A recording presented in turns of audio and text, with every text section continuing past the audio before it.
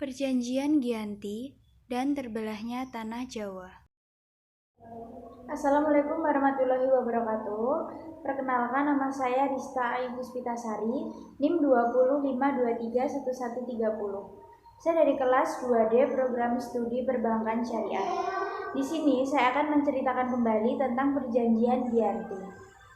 Perjanjian Giyanti merupakan perjanjian yang membelah tanah Jawa menjadi dua bagian, yaitu Keraton Surakarta dan Keraton Yogyakarta. Perjanjian ini terjadi pada tanggal 13 Februari tahun 1755. Perjanjian Giyanti merupakan suatu peristiwa besar di masa silam. Situs sejarah ini hadir berkat ingatan kolektif masyarakat dengan peristiwa tersebut.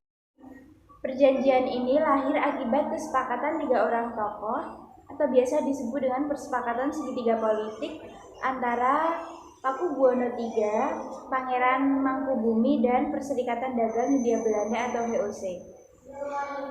Dinamakan Giyanti karena perjanjian ini terjadi di Desa Janti yang dalam pelafalan Belanda tertulis Yanti dan terbaca sebagai Giyanti, yang sekarang menjadi Dukuh Kerten, Janti Harjo, Karanganyar, Jawa Tengah.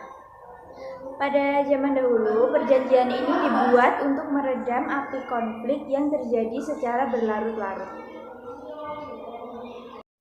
Pasca perpindahan Keraton Kartasura ke Keraton Surakarta, ternyata api konflik belum padam tepat pada sumbunya. Ketika itu, Pangeran Mangkubumi membantu Pakubuwono II dalam menyelesaikan konflik tersebut. Kemudian Pangeran Mangkubumi diberi hadiah berupa sebidang tanah oleh Pakubuwono II. Nah, luas tanah tersebut yang menjadi atau menyebabkan adanya kecemburuan. Kemudian salah seorang pangeran melaporkan ketidakadilan ini kepada Gubernur Jenderal Baron van Inderhof yang ada di Batavia. Kemudian sang Gubernur Jenderal mengambil keputusan sehingga tanah tersebut tidak jadi dimiliki oleh Pangeran Mangkubumi. Nah, sejak saat itulah pecah perang Mangkubumen yang melibatkan beribu-ribu pasukan VOC dan pasukan Jawa. Hal inilah yang mendorong Gubernur Jenderal Jawa bagian Utara, Nicholas Harting, untuk mengambil sikap karena dia ingin melindungi daerah operasionalnya. Kemudian Harting melakukan perundingan secara tertutup dengan Pangeran Mangkubumi. Setelah berkali-kali melakukan perundingan, akhirnya Harting menyepakati apa yang diinginkan oleh Mangkubumi, yang ternyata juga ingin menjadi penguasa di tanah Jawa.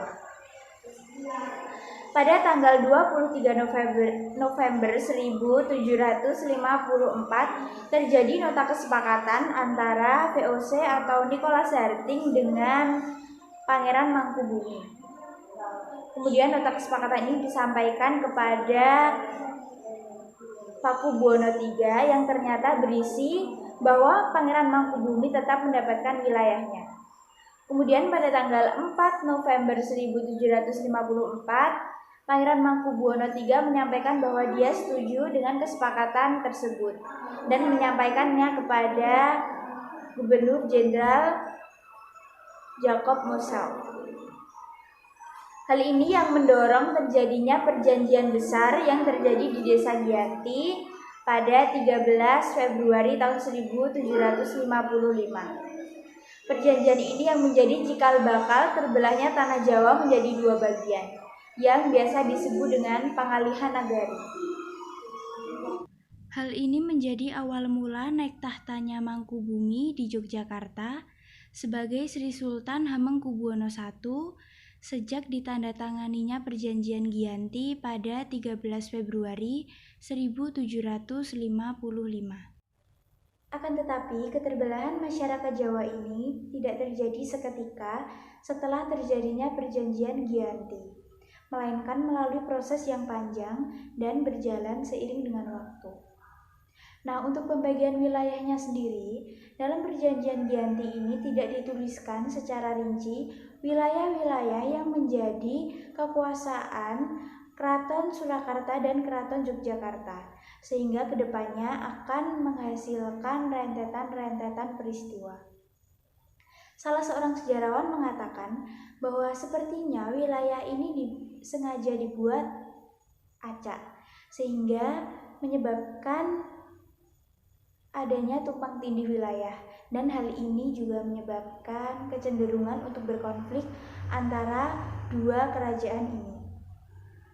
Pasca terjadinya perjanjian Giyanti, Raden Mas Said atau Pangeran Sambernyawa yang dulu membantu Mangkubumi terus melakukan pemberontakan. Seperti halnya Mangkubumi, Pangeran Sambernyawa juga merupakan terah dari Pakubuwono, dan dia juga menuntut haknya untuk menjadi penguasa. Dalam pergerakannya, Pangeran Sambernyawa berhasil mengalahkan sekelompok pasukan VOC pada Oktober tahun 1755 dan pada Februari tahun 1756, Pangeran Sambernyawa hampir membakar keraton yang baru didirikan di Yogyakarta. Setelah bertahun-tahun melakukan perang, akhirnya VOC menyudahinya yang ditandai dengan ditandatanganinya Perjanjian Salatiga pada tahun 1757. Dalam perjanjian ini, Jawa atau tanah Jawa kembali terbelah, dan dalam perjanjian ini disepakati bahwa Pangeran Sambernyawa mendapatkan wilayahnya sebagian dari Keraton Surakarta. Dengan wilayah yang dikenal dengan Kadipaten Mangkunegaran, Pangeran Sambernyawa pun berjatah tahta. Ternyata, keterbelahan tanah Jawa ini tidak terjadi sampai di situ saja. Karena pada saat masa pemerintahan Thomas Stanley Raffles yang dari kerajaan Inggris, tanah Jawa kembali terbelah. Pada tahun 1813, Kesultanan Yogyakarta kembali terbelah dengan lahirnya Paku Alaman. Dengan demikian, tanah Jawa memiliki 4 wilayah pemerintahan.